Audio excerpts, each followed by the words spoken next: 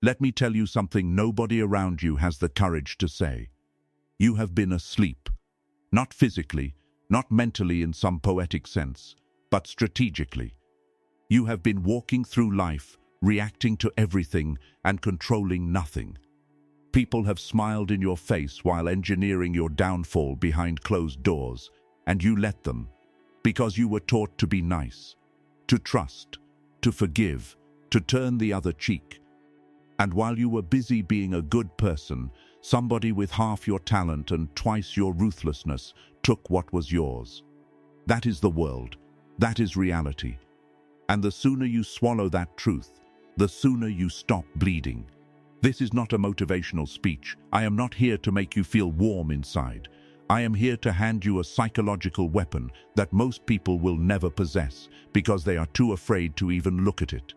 What you are about to hear is built on the philosophy of Machiavelli, a man who understood one brutal principle that governs all human interaction. Power is never given, it is taken, and those who refuse to study its mechanics will always be subject to those who do. This is dark psychology with a purpose. This is the architecture of control, influence, and emotional sovereignty. Every section you hear from this point forward is designed to strip away your illusions, dismantle the lies you were raised on, and rebuild you into something the world cannot manipulate, cannot shake, and cannot break. You are not here by accident. Something inside you already knows that kindness without strategy is suicide, that trust without verification is weakness, and that the person you have been is not the person who will survive what is coming. So pay attention. Do not skip ahead. Do not look away. This is where your old self dies, and something far more dangerous takes its first breath. The nature of narcissism. The world told you that narcissism is a sickness. They told you that self-obsession is ugly, that putting yourself first is selfish, that the ego is something to be tamed and buried. And you believed it. You made yourself small. You poured into others while your own cup sat empty, and you called it virtue. But here is what they never told you. Every king, every conqueror, every man who ever bent history to his will carried a level of narcissism that would terrify the average person. Not the fragile kind, not the loud, desperate look-at-me kind that crumbles under the first sign of criticism. I am talking about strategic narcissism, the cold, calculated belief that you are the most important project you will ever build, and that no one else's comfort should come at the cost of your power. Society demonizes narcissism because narcissism, in the hands of an intelligent man, is uncontrollable. A man who truly puts himself first cannot be guilt-tripped. He cannot be shamed into submission. He cannot be kept in a cage built from other people's expectations. And that is dangerous, not to him, but to every system that profits from his obedience. Look at the men who run the world.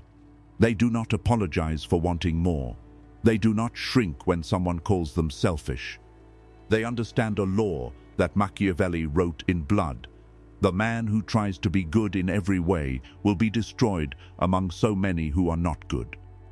Narcissism is not your enemy. Your enemy is the version of you that keeps sacrificing his own throne to make other people comfortable. Detachment, self-priority, an unshakable sense of superiority in your own mission, these are not flaws. These are the architecture of a man no one can control.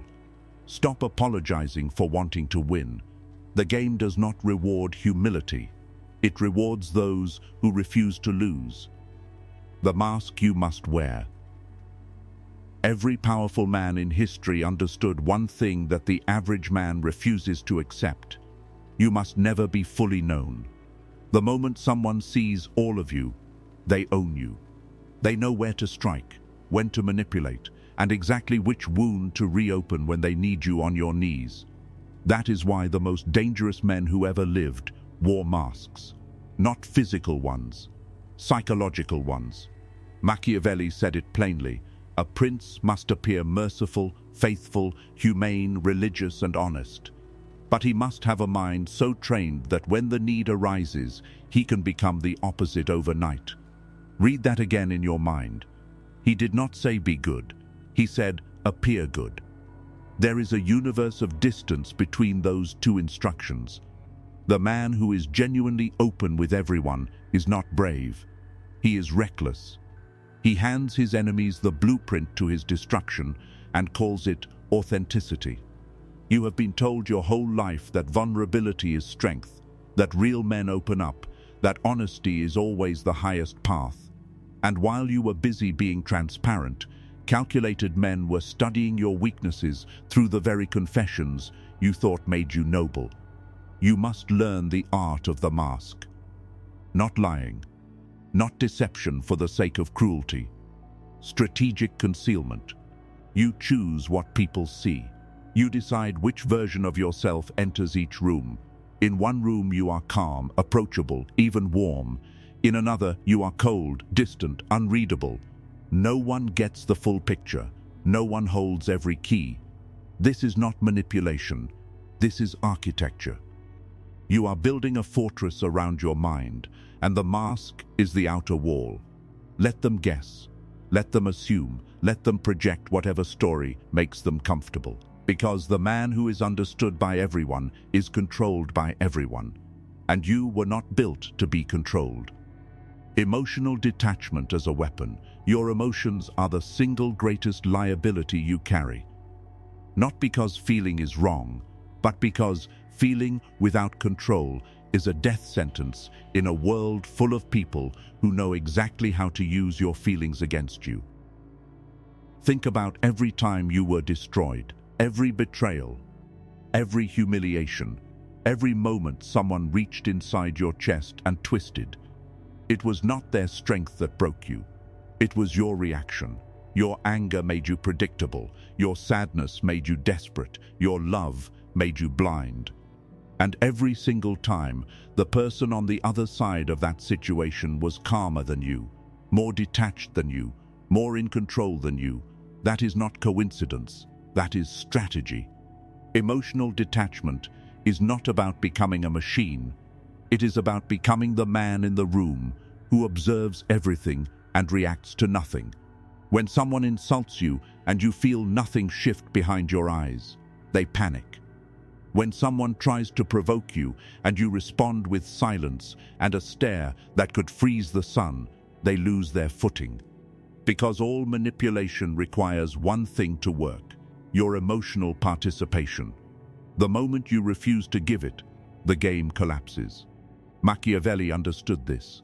The prince who is ruled by his passions is ruled by his enemies. Learn to watch people the way a predator watches movement in the grass. Calm, patient, completely still until the moment demands action.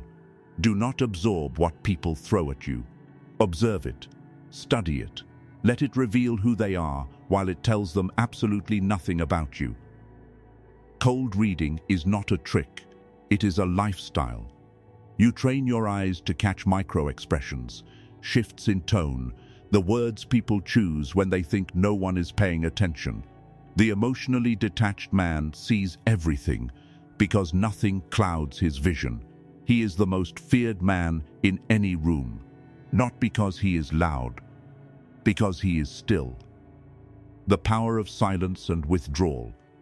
The average man speaks to fill silence. He explains himself when no explanation is required.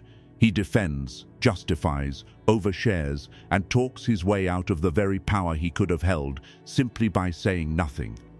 Silence terrifies people, not the awkward kind, not the silence of a man who has nothing to say. I am talking about the deliberate, weaponized silence of a man who has everything to say and chooses not to. That is dominance in its purest form. When you speak less, people lean in. When you withdraw, people chase. This is not theory. This is human psychology at its most primitive level. We are wired to pursue what pulls away from us and to devalue what is always available. Machiavelli knew that the prince who is too accessible becomes common, and what is common is never respected. Think about the people who hold the most power in your life. They are not the ones constantly calling you, texting you, seeking your validation. They are the ones who disappear, the ones who leave you wondering, the ones whose absence creates a vacuum that your mind rushes to fill with obsession, respect, and even fear. You must learn this art. Stop being so available. Stop responding instantly. Stop showing up to every conflict you are invited to. Withdrawal is not weakness. It is the most sophisticated form of psychological control that exists. When you remove your presence from someone's life strategically, you force them to confront your value. You make them sit in the discomfort of your absence. And in that space, you become larger than you ever could have been standing right in front of them. Speak last. Arrive late. Leave early. Let them wonder where you went, what you are thinking, what your next move will be. The man who masters silence masters people, because in a world where everyone is screaming for attention, the quiet man becomes the only one worth watching. Reading people like Machiavelli. Every person you have ever met is running a strategy. Every smile, every compliment, every favor, every sudden act of kindness, there is an architecture behind it. Most people refuse to see it because the truth makes them uncomfortable. But you are no longer most people. You are becoming the man who sees the board while everyone else only sees the pieces. Machiavelli wrote that men are so simple and so ready to obey present necessities that the one who deceives will always find those willing to be deceived. That is not an insult. That is a diagnosis. People tell you who they are every single second if you know where to look. Their eyes move before they lie. Their voice shifts pitch when they are uncomfortable. They over-explain when they are hiding something and under-explain when they want you to fill in the gaps with your own trust. The man who reads people does not listen to words. He watches patterns. He studies what someone does when they think they are not being observed. He pays attention to how someone treats the person who can do absolutely nothing for them. That is where character lives, not in the speeches, not in the promises, but in the unguarded moments when the mask slips. Start watching people the way a chess player watches his opponent's hand before it touches the piece. Every interaction is information. Every reaction is data. When someone flatters you excessively, ask yourself what they want. When someone suddenly becomes cold, ask yourself what they think they have already gotten.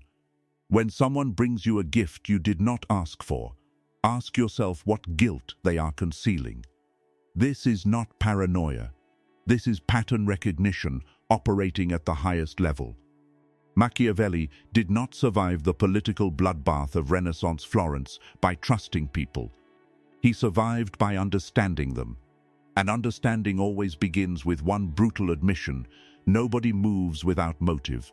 Read the motive, and you will never be surprised again. Control the narrative. Control the world. Let me give you the single most dangerous skill a man can possess: the ability to control how other people perceive reality. Not what is true, what is believed, because in the game of power, perception defeats truth every single time. Machiavelli understood that the prince does not need to be virtuous. He needs to be seen as virtuous. The difference between those two things is the difference between the man who rules and the man who serves. Whoever controls the narrative controls the outcome. Think about it. Wars are not won on battlefields alone. They are won in the stories told before the first shot is fired. Empires are not built on strength alone. They are built on the mythology of strength. The man who frames himself as untouchable becomes untouchable because people respond to the image before they ever test the reality. You must learn to manage your own story with surgical precision. What people say about you when you are not in the room is more powerful than anything you could ever say to their face. So you do not leave that to chance. You plant seeds. You let certain truths slip at the right moments to the right people. You allow rumors that serve you to breathe, and you suffocate the ones that do not, with silence and indifference. Never argue with a false narrative publicly. That gives it oxygen. Instead, build a counter-narrative so compelling that the lie starves to death on its own. Reputation is not a side effect of living well. Reputation is a weapon you forge deliberately, sharpen constantly, and deploy without hesitation. The man who lets the world decide who he is has already lost. The man who tells the world who he is and makes them believe it holds a power that no amount of money, muscle, or status can match. Control your story. Frame every room you enter before you speak a single word. Because the moment you stop shaping perception, someone else shapes it for you, and they will not be kind. The art of strategic cruelty. There will come a moment in your life when kindness is the wrong move, when forgiveness is not noble but foolish, when giving someone another chance is not compassion but self-destruction disguised as virtue. And in that moment, you must be willing to be cruel. Not the cruelty of a man who enjoys pain. That is weakness wearing a costume. I am talking about the cold, precise, surgical cruelty of a man who understands that some people must be cut from his life without warning, without explanation, and without a second thought. Machiavelli wrote that if you must harm a man, harm him so completely that he can never retaliate. Half measures are where powerful men die. You wound someone slightly, you leave them standing with just enough strength to come back and destroy you. But when you cut someone off entirely, when you remove your presence, your energy, your access, and your mercy all at once, there is no wound left to heal. There is only absence. And absence cannot be fought. Learn to deny access. That is the most devastating power you will ever hold. When someone has crossed a line, do not scream, do not argue, do not explain what they did wrong. Simply close the door, block the number, remove the seat at the table. Let the silence speak louder than any confrontation ever could. Most men are afraid to do this because society taught them that walking away is cold. But walking away from someone who disrespects you is the highest act of self-sovereignty that exists. Your boundaries are not requests, they are laws, and the punishment for violating them is permanent exile from your world. Do not warn people repeatedly. A man who warns 5 times punishes none. Be generous with loyalty, but be ruthless with betrayal. Because the moment people learn that your kindness has no limit, they will test it until there is nothing left of you. Cruelty with purpose is not evil, it is architecture. You are not destroying people, you are protecting the empire you are building inside yourself. Building an untouchable identity. Everything you have heard up to this point means nothing if you do not forge it into an identity that cannot be dismantled. Knowledge without application is entertainment, and you did not come here to be entertained. You came here to be rebuilt. So let me tell you what an untouchable man actually looks like. He is not the loudest. He is not the most aggressive. He is not the one throwing his power around like a man desperate to be feared. The untouchable man is the one who walks into a room and changes its temperature without saying a word. His posture speaks before his mouth does. His eyes carry a weight that makes people adjust their behavior instinctively. He does not chase. He does not beg. He does not negotiate with people who have already shown him who they are. Building this identity starts with one non-negotiable commitment. You must become your own highest authority. Not your father. Not your mentor. Not the woman you love. Not the friend you trust. You. The throne inside your mind must be occupied by one ruler only, and that ruler answers to no one. Discipline becomes your foundation, not motivation, because motivation is an emotion and emotions fade. Discipline is a decision that operates independent of how you feel. You train your body when you do not want to. You sharpen your mind when distraction begs for your attention. You hold your tongue when every fiber of your being wants to react. And over time, these small acts of war against your own weakness compound into something terrifying.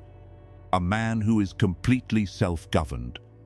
Machiavelli wrote that fortune favors the man who is bold, but I will take it further. Fortune fears the man who is disciplined, silent, strategic, and immune to the opinions of those who have never built anything worth protecting. That is who you are becoming. Not a man who dominates others, but a man who has dominated himself so thoroughly that no external force can reach him. That is untouchable. And that is exactly where you are headed. The final law. Here is the final law, the one that sits above every strategy, every mask, every calculated silence, and every ruthless boundary you will ever enforce. The man who masters himself will never be mastered by another. That is it. That is the entire game reduced to its most brutal truth. You can learn every manipulation tactic ever written. You can study every dark psychology principle ever documented. You can read Machiavelli cover to cover until the pages fall apart in your hands. But if you do not have absolute dominion over your own mind, your own emotions, your own impulses, and your own desires, none of it will save you. The world will always test you. People will always probe for cracks. Life will always send situations designed to pull you back into the version of yourself that was weak, reactive, and easily controlled.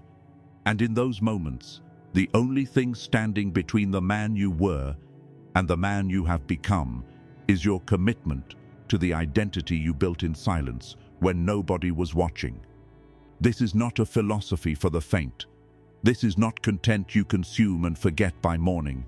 This is a blueprint for psychological sovereignty. You are now equipped with the tools that most men will spend their entire lives never knowing exist. The mask, the detachment, the silence, the ability to read, to frame, to cut, and to rebuild. Do not waste it. Go forward and become the man that nothing and no one can touch. Now, if this reached something inside you, if you felt a shift while listening, drop one comment below. Type the words, "I am the throne and the king who sits upon it." Let that be your declaration. Let the algorithm see that an army of untouchable men passed through here. And if you are not yet subscribed, now is the moment. Hit subscribe, press that notification bell. Because what we build on this channel is not entertainment. It is ammunition. And the next video might carry the very weapon you need for the war you are already fighting. Stay sharp, stay sovereign, stay untouchable.